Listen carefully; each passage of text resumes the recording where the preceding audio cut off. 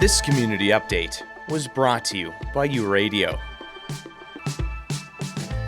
Winnipeg is rich in culture and history, but it can be a challenge to find ways to engage residents with it. The Dalnavert Museum, situated in the city's downtown area, is reimagining its approach to teaching history. Lauren McNaughton, Programming and Coordinating Assistant, said that as part of their new wave of immersive programming, the museum is tapping into the power of food with its first Eat Like a Victorian event, which immediately sold out. I think we're really hopeful for people to kind of learn history through food, because we find so much of like what we teach and what we try to teach here at the Dalnavert tends to be like more lecture-based. We've never done anything food-based before.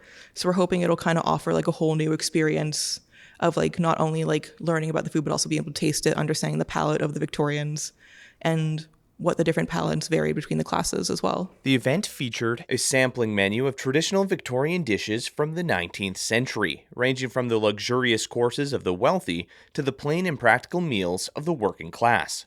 For upper-class Victorians, McNaughton said meals were elaborate and frequent. Typically at breakfast, they would be eating something like eggs, fish, bacon, and porridge. Fish was a very popular Victorian breakfast item.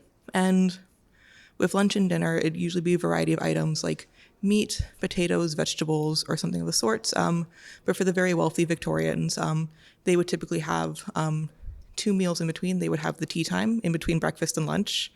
And then after dinner, they would have a sweets course as well.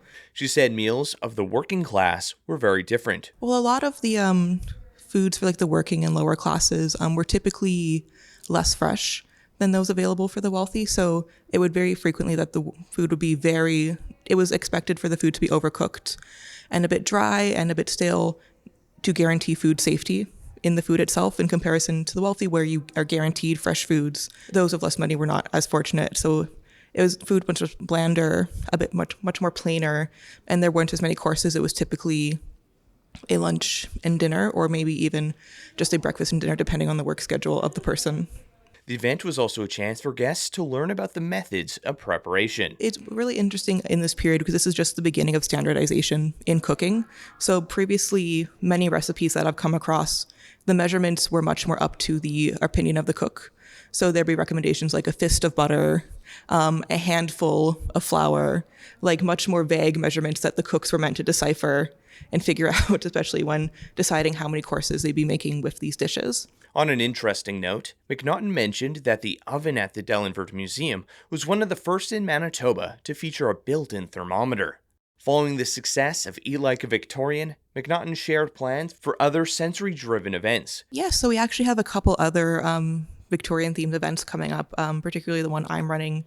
We're doing a craft Victorian event, so we're going to be doing an event recreating Victorian-esque crafts and talking about the history of Victorian craft, particularly what would be in the home. And we're also upcoming, we have a Drink Like a Victorian event, which is going to be an evening of Victorian-themed cocktails. And, well, not themed, authentic Victorian cocktails. We're going to be recreating Victorian recipes. McNaughton said that when it comes to history at the Dalnavert Museum, it never tasted so good. You're listening to U-Radio, where diverse voices connect. Stay tuned for more stories and insights that matter. With U Multicultural and the Local Journalism Initiative, I'm Ryan Funk.